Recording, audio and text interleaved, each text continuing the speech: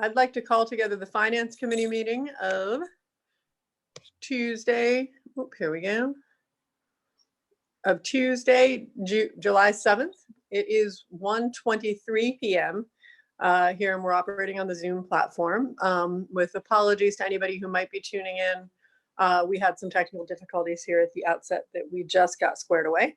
And present here for the Finance Committee meeting,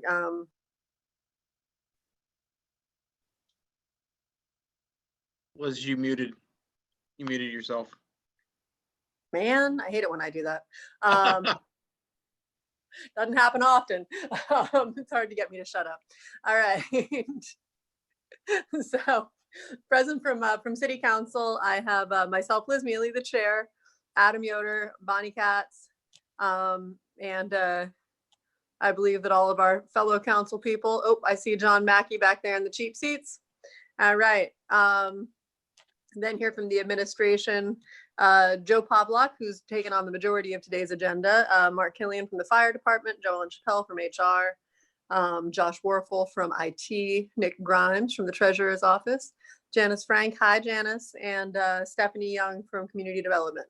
So we've got a pretty good crew of folks here today to talk about the capital budget and a handful of other items, and we're going to get off to a rolling start, so we don't trample on public safety or public works time slot.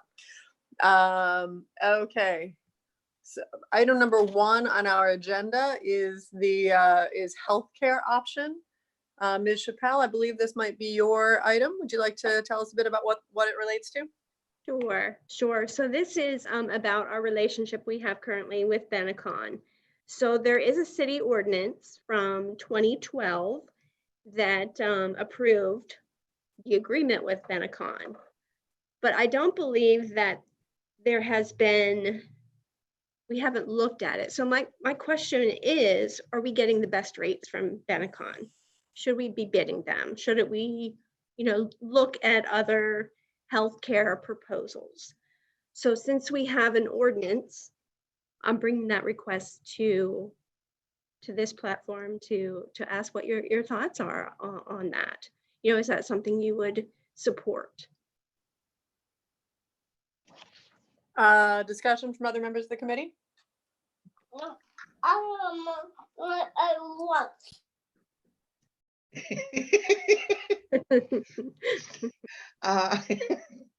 She'd rather eat lunch than take a nap.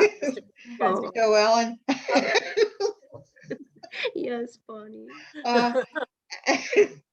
Have you looked into any other options?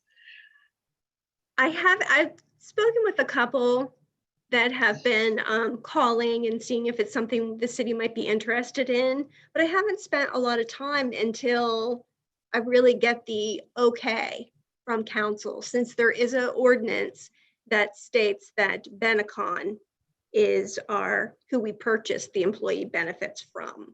So that's why I was coming here today to see if that would be okay. Joe Pavlak, we do reap some benefits from Benecon, right? We do, being in the self-insured market versus the fully insured market. Anytime that we contribute more to the self-insured fund than we pull out of the fund for employee claims, we do see a return on some of that investment.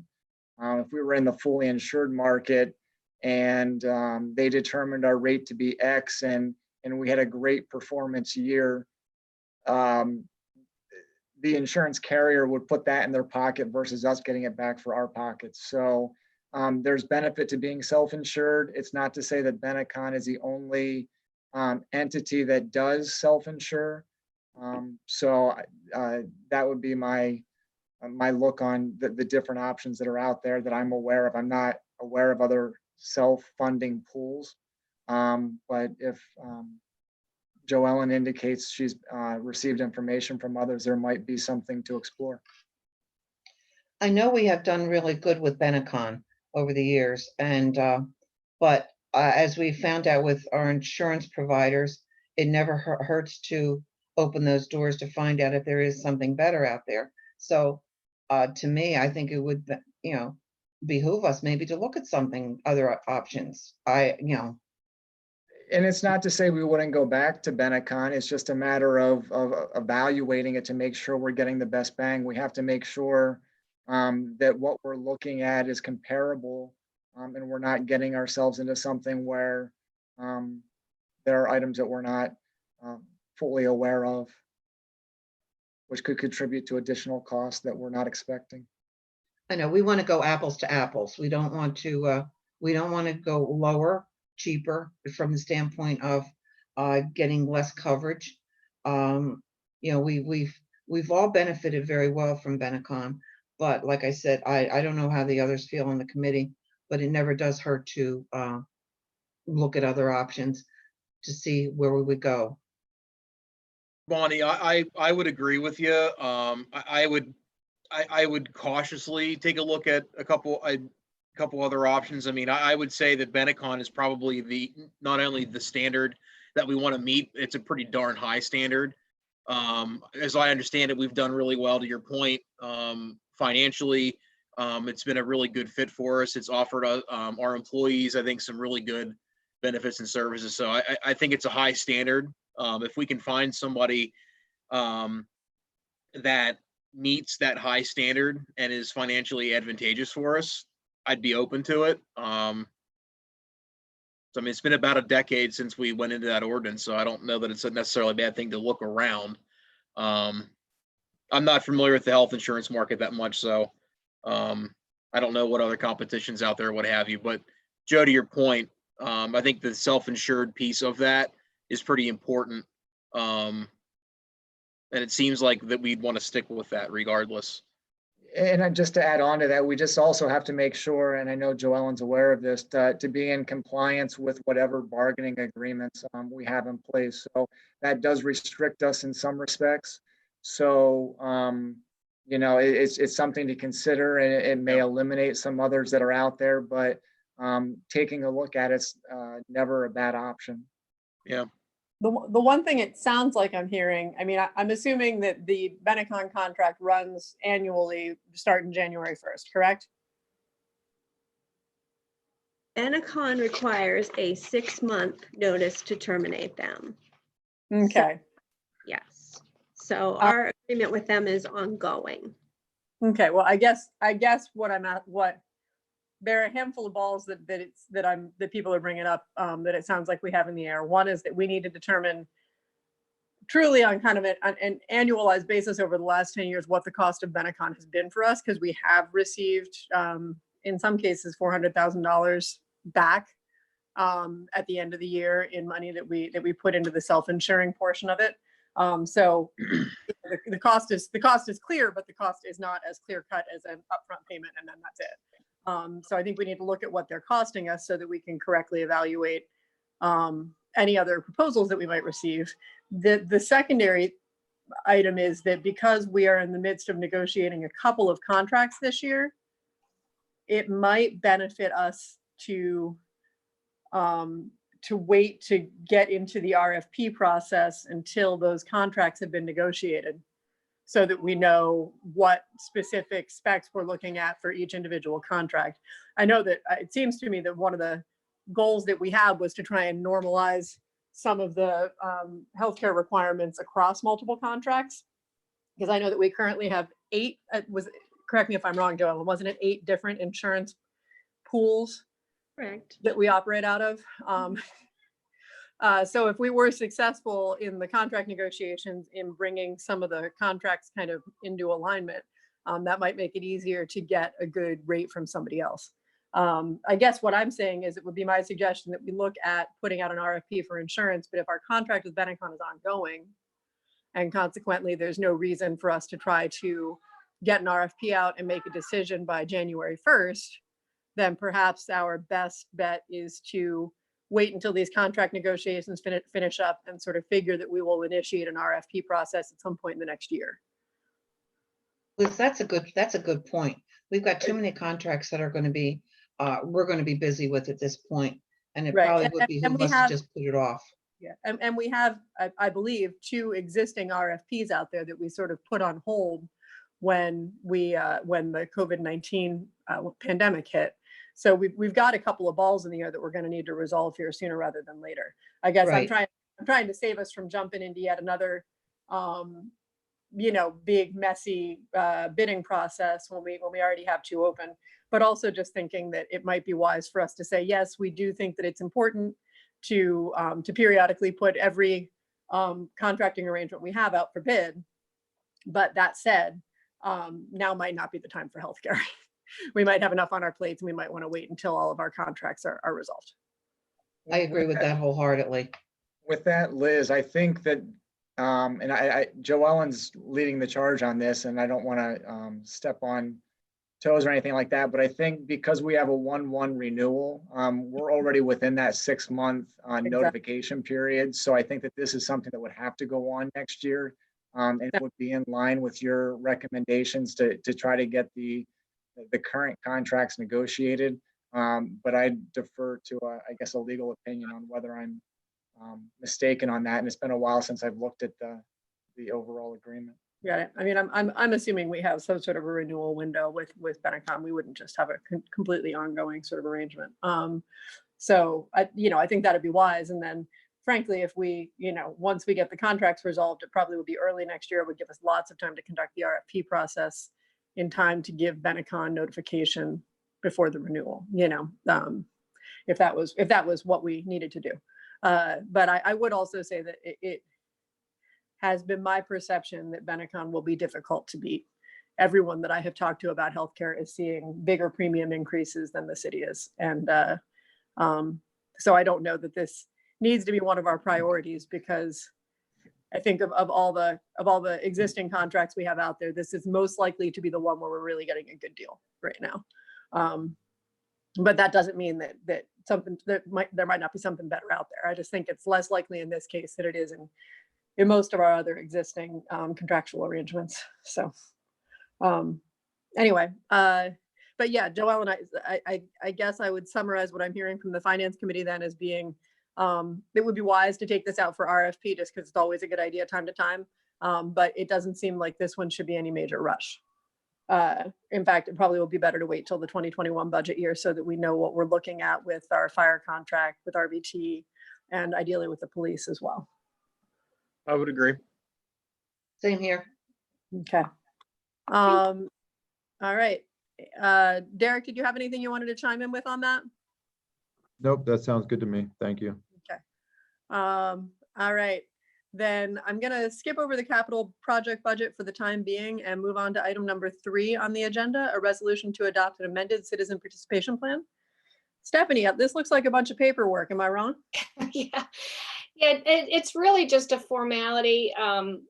Council adopted the amended citizen participation plan at the end of 2019, and HUD is recommending that we add some language in the event of an emergency. So in a situation like COVID, we have something in the citizen participation plan that says that in this sort of situation, we'll be able to do a conference call or virtual meetings via Zoom or web live streaming.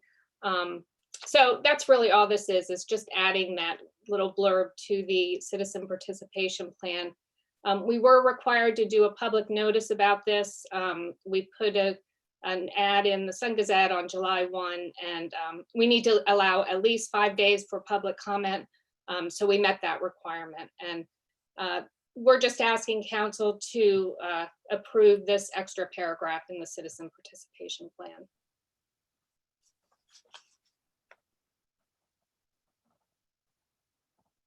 Stephanie, you asked so much of us. Are there comments from anyone else on the committee? No. No. All right. Then I think this is really just a paperwork sort of thing.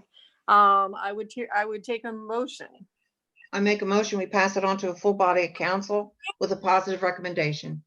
Second. Liz, you're muted. Well aware. Sorry. Oh, sorry. Got a crier here in the background. Sorry. Okay. All in favor? Aye. Aye. Okay. Next item on our agenda then is also Stephanie's. Hang on just 1 second here while I pull it up. All right. Item number 4, a resolution to approve a CARES Act amendment to the 2019 Annual Action Plan. Stephanie, you want to tell us a bit about that one? Yes, so the city was notified that it's receiving CARES Act funding in the amount of $609,271. This funding is Community Development Block Grant funding, and it must be used to prevent, prepare for, or respond to COVID-19. So in order to get the grant contract for the funding, the city has to prepare an amendment to the most recently approved annual action plan. HUD's still reviewing our 2020 annual action plan, and most communities are just going ahead and amending their 2019 annual action plan because that was the most recent plan that was approved. And that will be an action plan amendment that will account for this CARES funding. It is CDBG dollars, so the funding must adhere to the CDBG requirements, and that's benefiting persons in a low to moderate income range.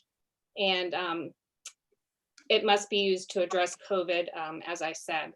The funding must also not be a duplication of benefits, and it's really intended to be gap funding. So what we're proposing to do is allocate $559,271 to public service activities. This funding would go to local nonprofits that would benefit a low to moderate income population. So we'd have an application process for them, similar to what we do during our annual action plan preparation. We have an open application period and local nonprofits can apply for that funding. Once we select the organizations that will receive the funding, we'll enter into a subrecipient agreement with those organizations. We're also proposing to allocate $50,000 to our existing microenterprise loan program. This would be for COVID-related activities. So it's a little bit different than the COVID loan program that we most recently approved, that council most recently approved. This microenterprise loan program has been in existence since 1997, and it provides for the credit for the establishment, stabilization, and expansion of a microenterprise. That's 5 or fewer employees, including the owner. And to qualify for the program, the owner or 51% of the employees must be in HUD's low to moderate income range. Those income limits are based on family income, and the microenterprise would have to be located within the corporate city limits of Williamsport. The microenterprise loan program terms would be as they are now in existence. That would be offered at a 3% interest rate over a 10-year term. The first year of payment is deferred, and the 10-year repayment period begins after the deferment. And the maximum loan amount per microenterprise is $10,000. As required by HUD, we did advertise this on July 1. We're required to have a 5-day public comment period. And once council approves this, we'll be able to move forward and submit the documents for the CARE funding to HUD.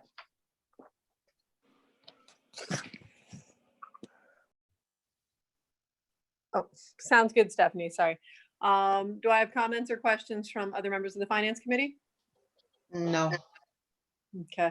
One question from me, Stephanie. I'm assuming was the concept behind the CARES Act funding that most of it would go to nonprofits for dissemination of public service activities? Or are there other communities that are utilizing some of the funding within their own existing city government structure? I think it depends on what the needs are of the community. I know some communities may need to rehab a building because they need to have extra space to deal with, an emergency situation. Maybe the hospitals are full and they need extra spaces for beds. And so they have to rehab a building to do, to account for more space. We don't really have those issues. And so I think for our community, what we were going to look at was basic needs, shelter, food, that sort of thing. We don't really, you could use it for public improvements, public facilities, but in terms of COVID, that's not really something that fits in terms of what's happening in our community. So I think most communities are looking at the nonprofits to go ahead and use this funding, because they will have programs in place that will address the needs. Okay, yeah, I mean, that seems to me like it makes the most sense. I'm just trying to make certain that we're not sort of putting ourselves into a box that we'll wish later on that we hadn't put ourselves into in terms of utilizing the funding. But I'm assuming, I think at any time we can, if our needs change, we can take a look at that. We don't have to allocate all the money in at one time. So we can take a look at that. that might be my recommendation, that we go through like an initial funding application period with, say, $300,000 or something like that, and then look at a secondary funding allocation period with the remaining 259, just in case we find as a city that we have needs moving as the pandemic moves forward that we can address through city government, or that can be best addressed in some other way aside from a direct dispersal to a nonprofit. But you think there's plenty of flexibility for us to go in and change that later? I think we could, yeah, it would just be making another amendment to our 2019 action plan. It would just, we're not tied into, this is just to get the ball rolling so that we actually have a contract for the funds.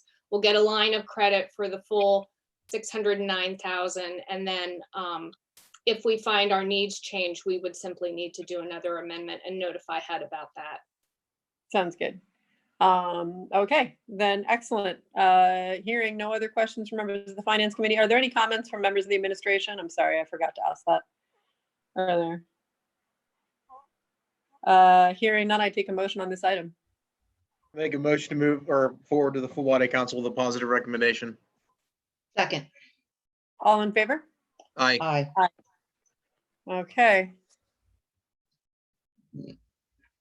All right, then moving on to the next item on our agenda. Stephanie, thank you very much for joining us. Thank Feel you. free to leave. Just a sec here. All right, item number 5 on our agenda is a resolution agreement for economic analytics services between the city and the Kapoor Company. Mr. Pavlak. Yeah, as council's aware, earlier this year, we entered into an agreement with Campbell Durant and the remainder of their partners for negotiating with various bargaining units whose contracts have ended or will be ending at the end of this year. The Labor Council that we have is requesting that we engage the Kapoor Company to assist us with putting together economic analytics to be used in the negotiations and potential Act 111 interest arbitrations. Currently, the contract that expired on 12/31 with the fire union still remains open. So there is a scheduled arbitration for that in August. So at this point, we feel bringing in this professional will assist us in gathering exhibits and looking at where we stand today and what the possible outlook is on the future with what has been requested by the union along with during these uncertain times.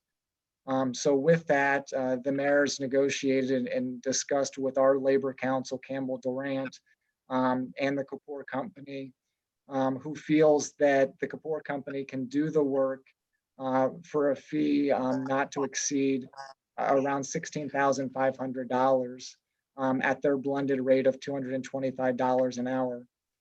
So with that, we're requesting the approval of engaging the Kapoor Company to perform these services with funding coming from the legislative contingency line, which is typically in a negotiating year where we put some additional funds to use towards the final negotiations, the items that have been negotiated or services like this. So with that said, I'll entertain any questions. Questions from other members of the committee?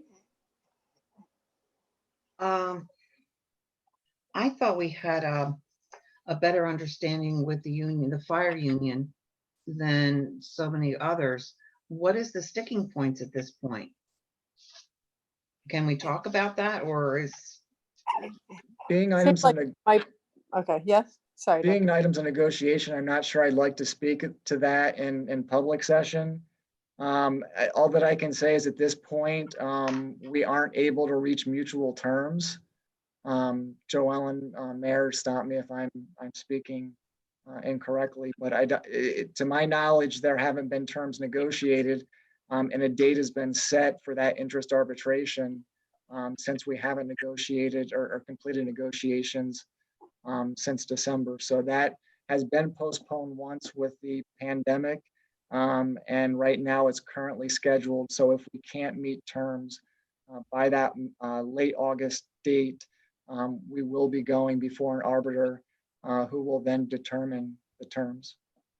And Yeah, I having this information will be valuable in providing the arbiter with information as to how potential requests from the union or items that have been negotiated in the past will impact the city's future. Yeah, there was an arbitration date, Joellen, correct me if I'm wrong on this, originally in January, then it got moved to June, and then it got moved to, and maybe Chief Killian could weigh into it, and now it's been rescheduled again for August.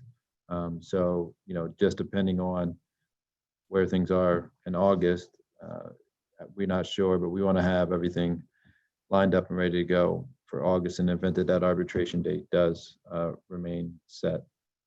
And to add on to that, the mayor's indicated to me that not only will we be able to use these resources for that potential date, but we're in the middle of negotiations with the FOP and another bargaining unit. So we feel that by collecting the information, regardless of whether it's necessary to be used in the arbitration with the fire department, the negotiations that are still ongoing with two other bargaining units, we think it'll be a valuable tool. And also, as we move into budget season as well, this will be a living, breathing, working document as far as once we have an idea of where we are, what we keep speaking with finance about before, and what Joe Pavlak put together. This will be a very thorough economic impact analysis. This company is very well respected. They've been utilized a number of times in arbitration, but it even goes beyond that, where I know Councilman Yoder has spoke to this a number of times as well, is where will we be in November, December? And this economic impact analysis will give us a very clear picture of that, and it's will be able to be updated as well. So beyond just the arbitration, as Mr. Pavlak just said, we can use it for our city business as well. And I think that will give us a clear picture of where we stand, and it will, you know, obviously it'll be flexible and be able to be updated. Mr. Kapoor will be here at Thursday's council meeting as well to answer questions about his company and what they do.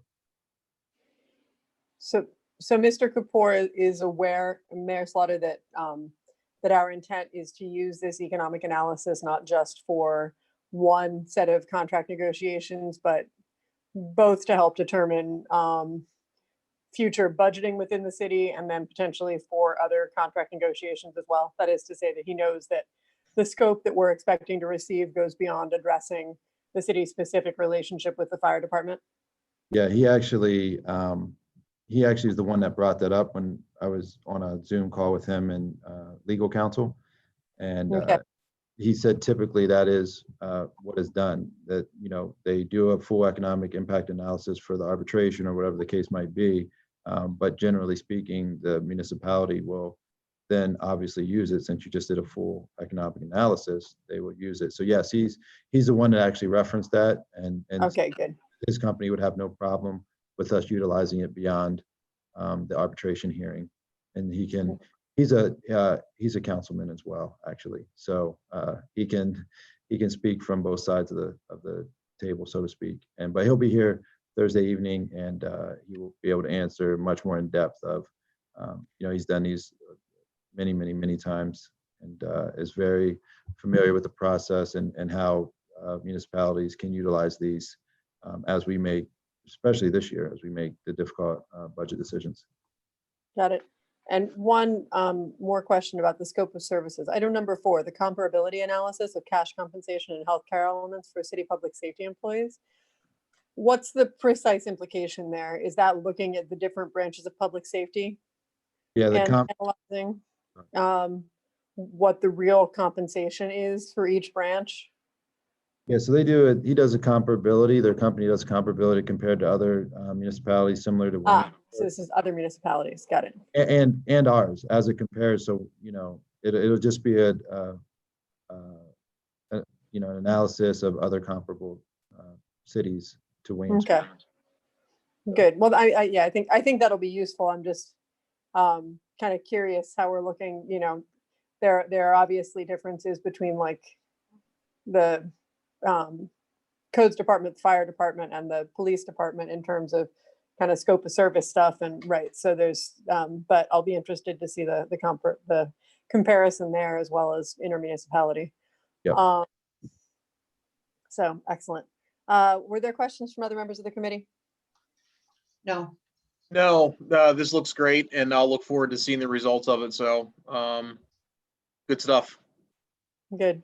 And it looks, we do believe that 16.5 is a firm number. Mr. Yes, Kapoor, get it done. Yes, I spoke with Mr. Kapoor specifically about that, given our, the budget constraints this year, and he was very understanding with that number and said that he would have no issues getting it done within Okay. that. Sounds great. It just always makes me nervous when I see a X amount per hour and then like, okay, but this is what it's going to be in total. Sounds good. All right. If there are no further questions, I'll take a motion. I make a motion that we pass this on to the full body of council with a positive recommendation. Second. All in favor? Aye. Aye. Okay. The next item on our agenda is, pardon me for one second. Resolution to amend an agreement for labor and employment legal services. Mr. Pavlik? This one kind of ties into some of the discussion that we had on the previous resolution. Right now, we're anticipating going to arbitration with one of our bargaining units. And initially, we set $40,000 of a $50,000 budget aside for those services.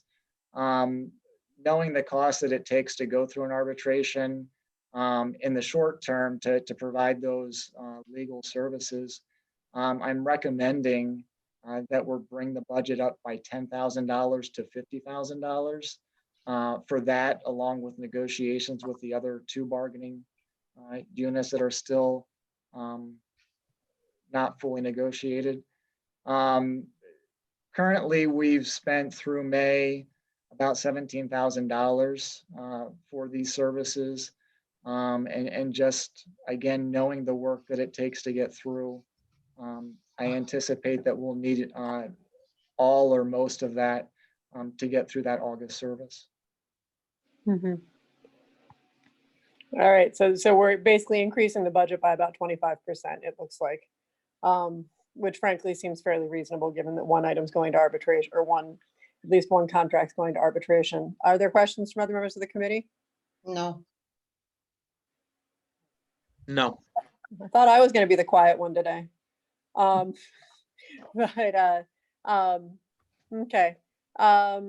And Joe, are we anticipating potential increases in this then, as we see whether or not other union contracts are going to arbitration as well?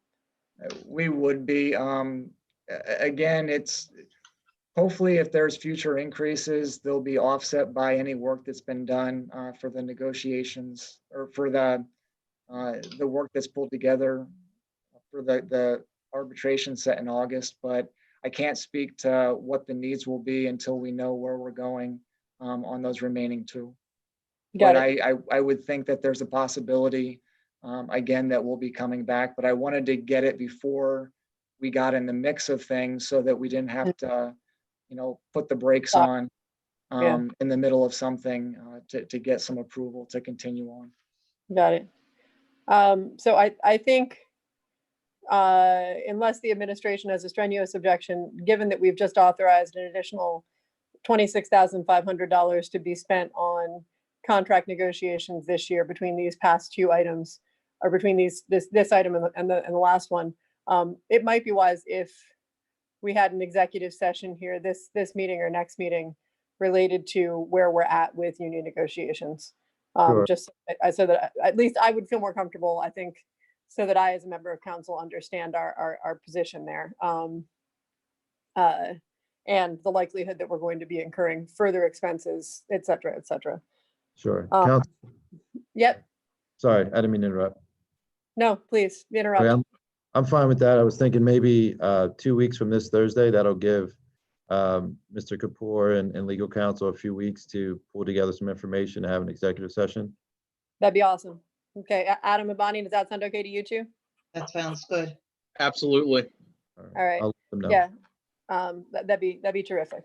Yeah, just kind of curious. There are a lot of balls in the air, and your administration kind of got handed it, Derek, right from the get-go, which is a shame. But it'd be good to get all this squared away, and hopefully we can make some progress on some good negotiations there. So Sure. yeah. Okay, then do I hear any other questions on this item? No. Just one thing, Councilwoman Miller, I just need to step away briefly. I'll be right back. Sounds good. It's no big thing. Thanks, Derek. Okay. All right. So can I get a motion on this item? I'll make a motion to forward to the full body of council the positive recommendation. Second, All in favor? aye. Aye. Okay. All right. We're making good time here. We got 30 minutes to address the capital projects budget. Mr. Pavlak, then moving on to item number 2 on the agenda. Excuse me, while I once again try to remember exactly which years it spans. 21 to 26. Yep, an ordinance adopting a 6-year capital project budget for the city for fiscal years 6/30/21 to 6/30/25. First reading.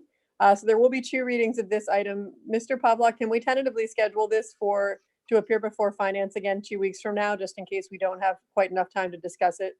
Yeah, That's to fine. discuss every element. Okay, I'll that'd be great. I'll be here.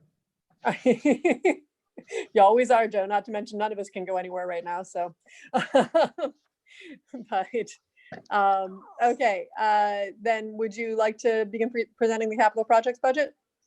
So what you have before you is a 6-year capital budget for the city of Williamsport for the fiscal years ending, June 30, 2021 through June 30, 2026. This runs on a fiscal year of July 1st through June 30 for each year. The capital budget you have before you separated into 4 sections. The first is the status report. The status report reports on the previous year and whether items have been completed, rescheduled, deleted, or additions, things of that nature. I think that as we go through the 4 sections, I'm going to focus and actually solely look at the second section of the proposed capital projects, which indicates in each category the projects and all of the funding sources in individual lines. If you want to dig down further in section 3, there's potential funding sources for each project, where each individual project is broken line by line with the specific funding sources. And then the final section in the budget book shows the project narratives, where the departments have submitted their information, and I've summarized everything into one document that hopefully goes line by line, consistent with the proposed capital projects tab. So typically, when reviewing the budget, we focus on the first 2 years. We look at the first 2 years as the years that are more firmly in place, with the final 4 years being more of a wish list or something that we're planning towards, but not really ready to secure. So being the half hour that we have, I think I'm going to try to find a way to get everything in there. I'm going to group, if we look at page 1 under the proposed 6-year capital projects budget, we're looking at public services now. Under the street improvements, Lines include resurface and rehab, brick street rehab, curb ramps, the Newberry Trail connection, lights on initiative, and street trees. The total for this street improvement category for year one will be $1,037,000, and for year two is $985,000. Typical funding sources for this are Liquid Fuels Community Development Act 13 and the general fund. Going down to the next category, we have our storm sewers. Categories include the separation of storm sewers, the Chesapeake Bay pollution reduction plan, along with Graffius Run, for a total in year one of $4,695,000, in year two of $325,000. In this category, we brought back the separation of storm sewers. This one was one that was previously phased out with the expectation that we'd be starting a stormwater authority. Being that that's not in place at this time and it's still being discussed how we're going to move forward, we decided to reintroduce it to at least keep it on our radar until final decisions are made on which direction we're going to move. The Graffius Run project has the DEP proposal that was submitted, which we still haven't received any notification to my knowledge on that project. Going down to the next category for flood control, which includes pump station structure and equipment repairs, drainage structure repairs, and the levee improvements, for a total in year one of $2,689,000, in year two, $3,425,000.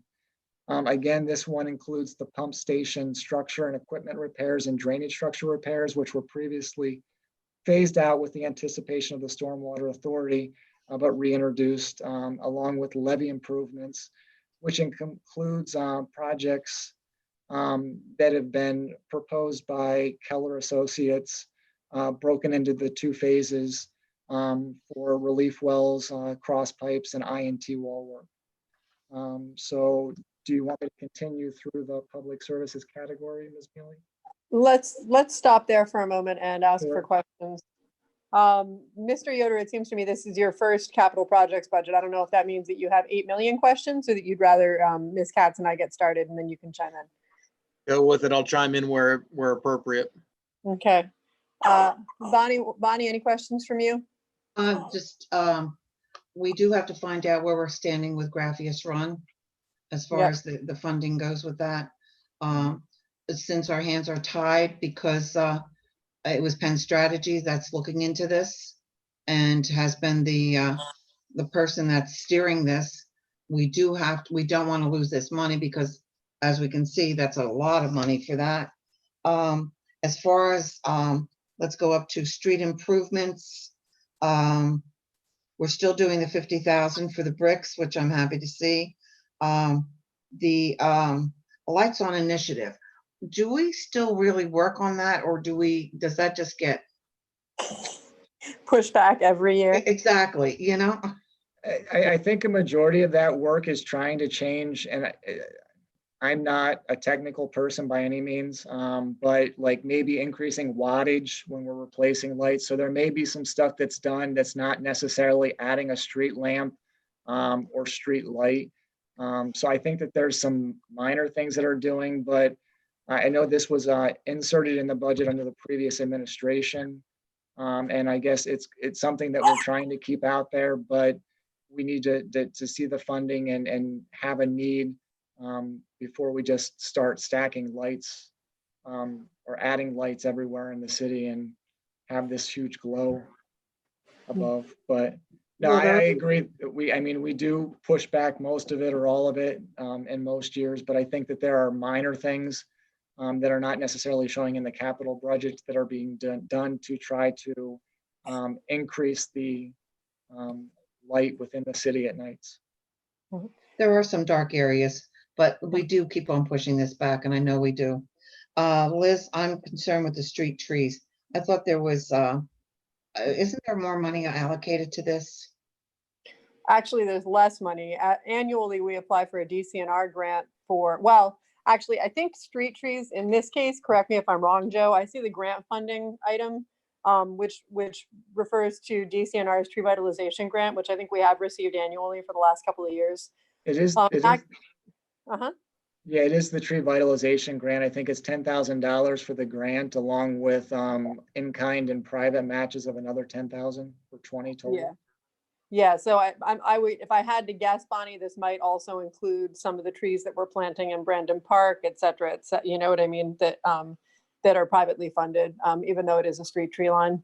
And perhaps the city does the city does some in-kind funding with labor from streets and parks I for. guess that's why I always thought it was a little bit more than this. You know, No, unfortunately, it's definitely 20,000 bucks if it's anything on And an it's still- annual. I wish and it it were still more. doesn't cover, it doesn't cover what we need. No, well, I mean, you know, as somebody who's living down here on West 4th Street, I'm getting nervous because, especially through downtown, but also in the historic district, our the Zelkovas are starting to kind of age out, and that's a lot of trees to be trying to replace here at some point relatively soon. So, and we know that we're still working on Little League Boulevard, where we lost all of the ash trees.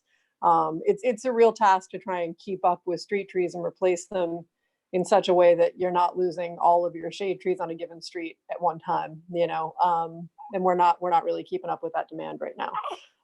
But and that's not to say that we can't, we just need to, I think, look at it a bit more holistically than we've been able to over the last 15, 20 years. Well, I think I think more effort should be put into it from the standpoint of, it also gives us credit for MS4, Right. you know, and that's never taken into consideration, which should be taken into consideration. Right. Well, I mean, and there's a lot of value to street trees, you know, from a traffic calming standpoint, from a, you know, like urban streetscape encouraging walkability and bikeabilities, you know, Pollution. point there, you know, but I could go on and on about street trees and how important they are to the urban fabric. But it's something that I think definitely justifies a bit more of our attention, because it helps us build the community that we want Williamsport to be in a way that other items don't necessarily. So I will happily look into finding further funding for that here at some point soon. And Bonnie, I believe that you've been discussing the street tree ordinance in Public Works. Which I'm we're gonna hoping- have a working committee here, which I'll let you know when we're gonna do that. I want to do it in the next week or two, to jump ahead of a lot of problems that we can see coming down the pike. Yeah, I'd very much like to be involved in that. I've been looking at the ordinances, but in a slightly scattered fashion, because I've had a couple other things going on. For just I get a little bit busy. So, but I, that's something I'm really passionate about. So, all right. Moving on. The stormwater, the storm sewers, and this we have to get back on track with the water authority. Due to the virus, we really, and also trying to, with the mayor trying to fill the positions on the water authority, this has been neglected. This is a conversation that we do have to get back on track again, and as soon as possible. So 150,000 for separation of storm sewers. That's the city that does it with the equipment, but still in all, there's a lot more involved here. Mhm. And it hasn't the conversation always been in the past, you know, whether do we separate or don't we separate? Is having the combined system now better than not having the combined? So there's a lot of discussion to be had, but I think that in order to keep it on our radar, it was important to throw that back in there, that there's a potential for cost, Right. depending Exactly. on how things go. Yeah. Exactly. Well, and clearly, right, that's all funding that we could roll into the PRP and into stormwater mitigation if we weren't rolling it into separating storm sewers. So, you know, if we had the funding, which we don't. That's for So, sure. but yeah, and Graphius Run, Bonnie, I think that's a good observation. My understanding last time we had a conversation about it was that there may or may not have been a set aside in the state budget for Graphius Run work. But I think we need to jumpstart that conversation, because if we have been fortunate enough to benefit from a set aside, then we need to take advantage of that ASAP. I've been called that it's in the pipeline, and I don't want to lose that money. Right, exactly. Mr. Pavlak, I did not scan down to the breakdown on the levy improvement funding in the next section. To what extent is that funding already secured? Well, earlier this year, I think council approved a resolution for around $4 million from a federal grant. And Keller Associates has recommended, and what we've done is broken that into 2 phases. I know we've submitted at least one of the 2 phases, if not both phases. So I don't think that any's been secured, but I think that it's been applied at least in half of the project. Okay. They I think felt this is that- where our city engineer has to be, I know he's been going to meetings and in conversation with the county. The county has taken over quite a bit of the levy, but John has been kept informed. So I think that's a conversation that we have to have with him, where we stand financially, because I think he's been keeping on top of it, if I'm correct, right, Joe? He has been the liaison for the work itself, but in addition to that, I don't know where we stand. The cross pipe money, wasn't that the project that was submitted by the county Yes, for CFA funding? That's also included in year 1, the $2.6 million total.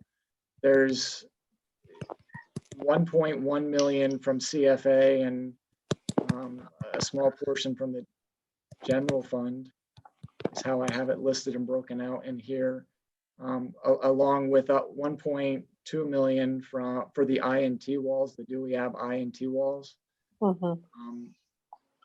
So I guess that's how it's been planned out, or Dewey Ave and INT walls.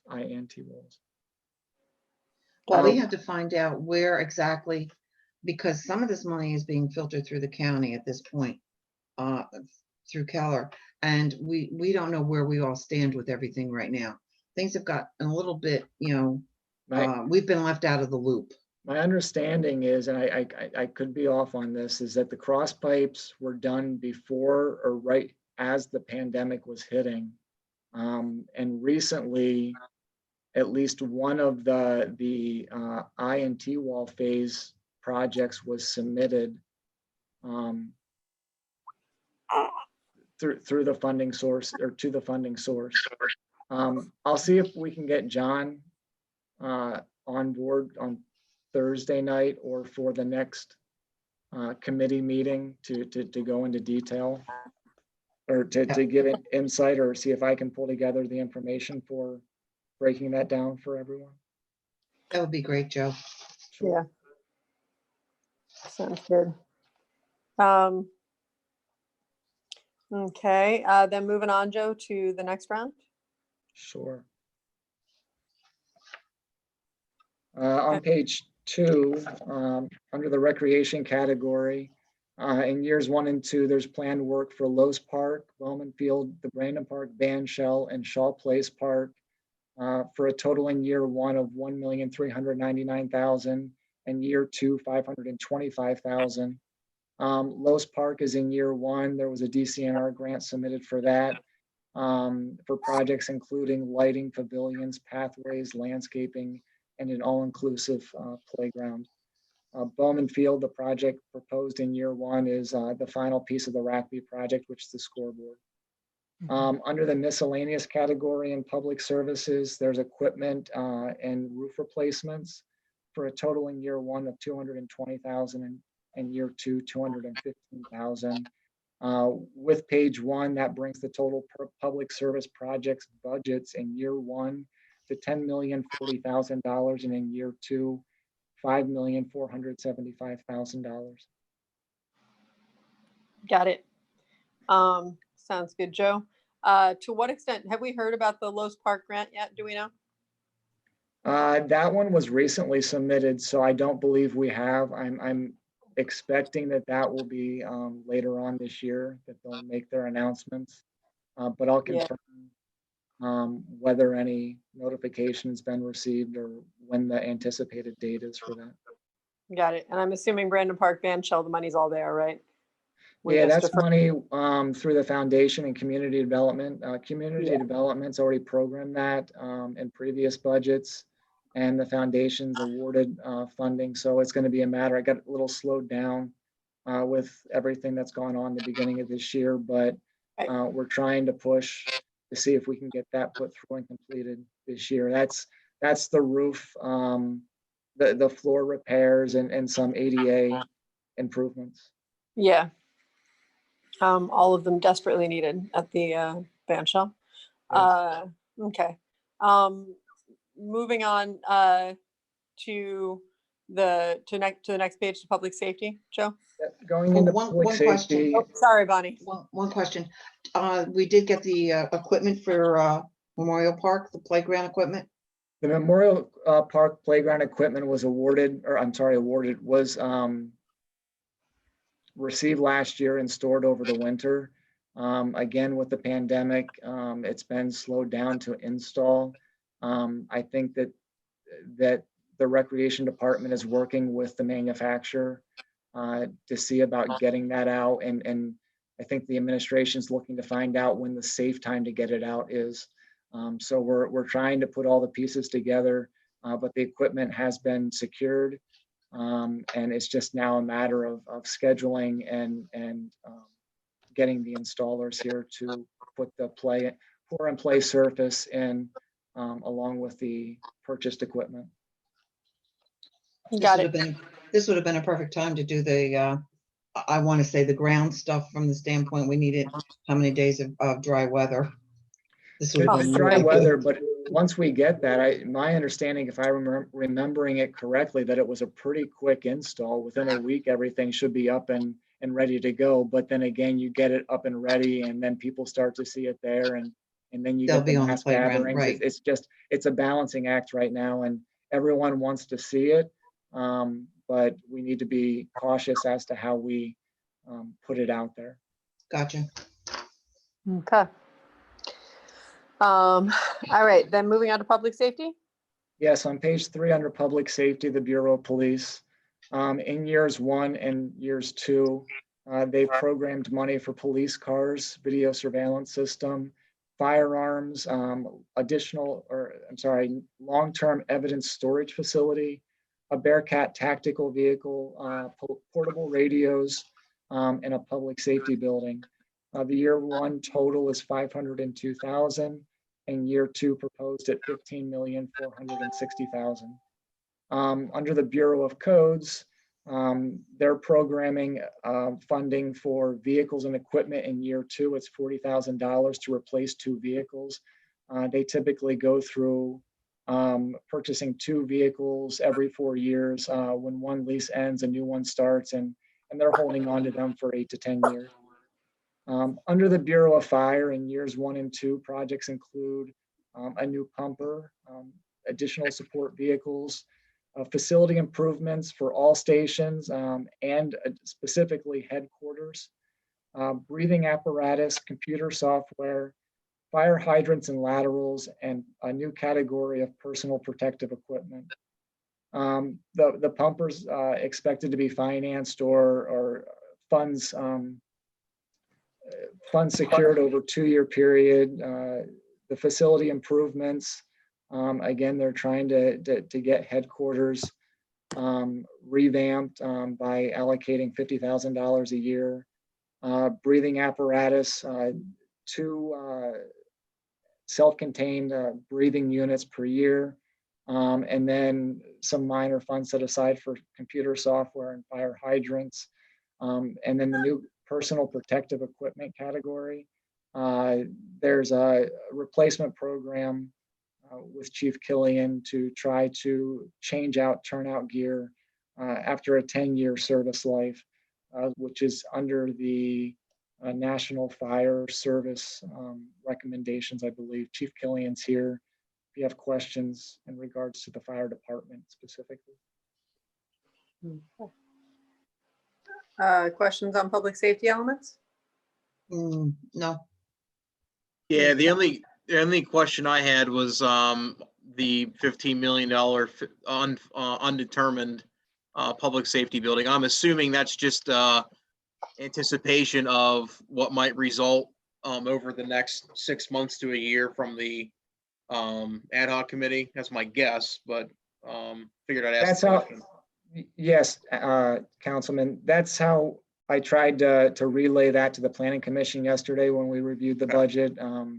You know, you have the public safety building, you have City Hall as it stands right now, which includes some public safety and administrative offices.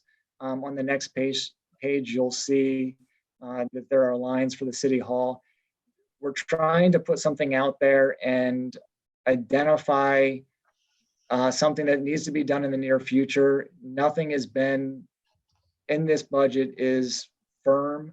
No firm decisions have been made. It's just something to keep on our radar, as you'll see on the next page with City Hall, so that Yeah. we keep thinking about and knowing that we need to make decisions and come to the best conclusion for all parties involved.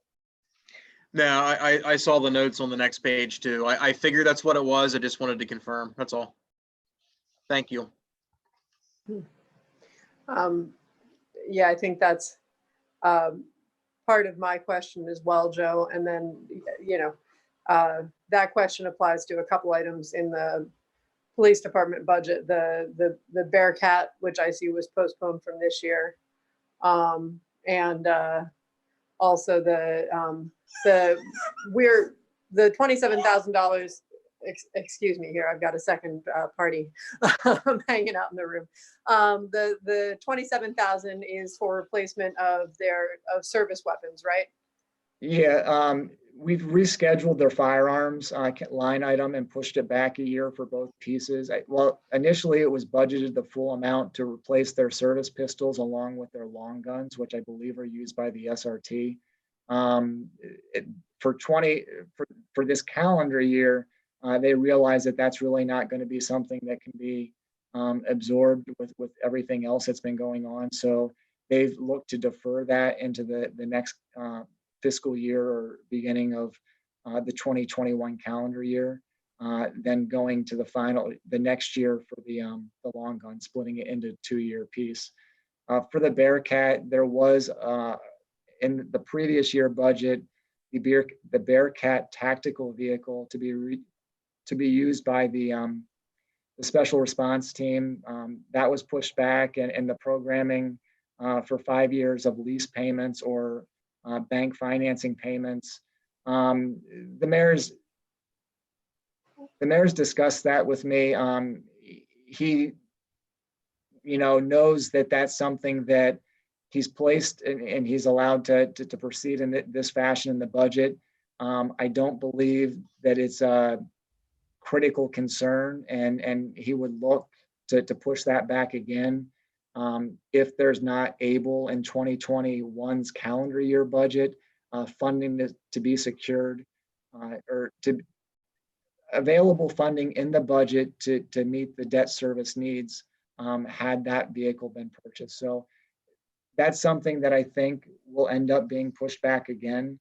I'm not going to say for sure that will happen, but the mayor's indicated that there are other priorities out there that we need to move on.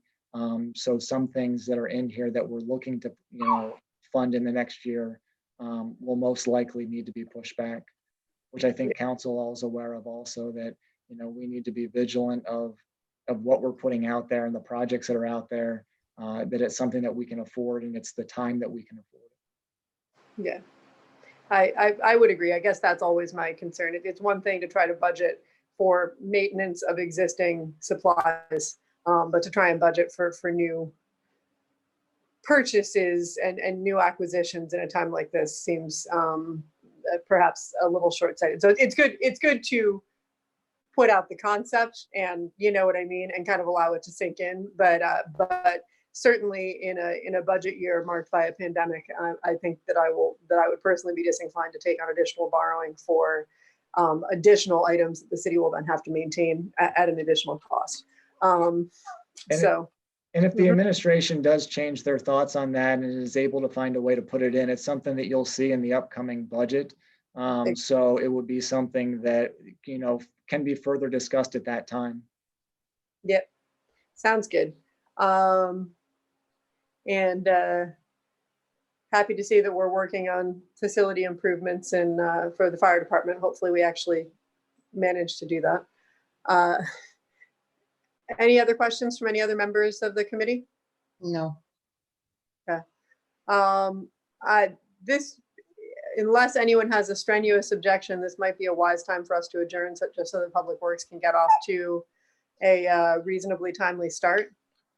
And we can, of course, have a bit more of a look at this Thursday and then another discussion about it in 2 weeks' time. Does that rub any members of the Finance Committee the wrong way? Not No. at all. Okay, then I'm going to propose that what do you guys feel comfortable doing? Do you want to send it to the full body of council with a positive recommendation, no recommendation? I think with what we've seen today, I would feel comfortable sending with a positive recommendation. I mean, obviously, we know it's in the ordinance. It takes 2 readings. We have time to raise any more questions, make any changes. But at this juncture, I'm okay with that. So I'll make such motion to forward to the full body of council with a positive recommendation. same here. A second. Okay, all in favor? Aye. Aye.